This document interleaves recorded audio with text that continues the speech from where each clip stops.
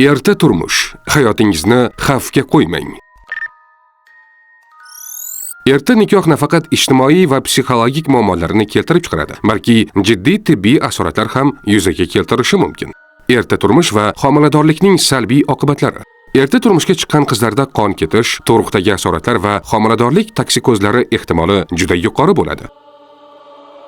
Muddatidan oldin tug'ilish, kam vazni yoki immuniteti zaif chaqaloq dunyoga kelishi mumkin. Yosh organizm hali to'liq shakllanmagani sababli bachadon bo'yni yetirishining buzilishi, bepushtlik va boshqa ginekologik muammolar yuzaga kelishi mumkin. Psixologik ta'sir. Yosh onalar depressiya, tug'ruqdan keyingi stress va o'z joniga qasd qilish xavfiga ko'proq moyil bo'ladilar.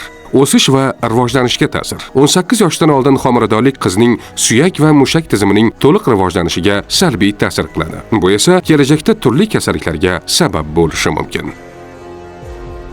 Salomatlik va strategik rivojlanish instituti ijtimoiy tarmoqlariga obuna bo'ling.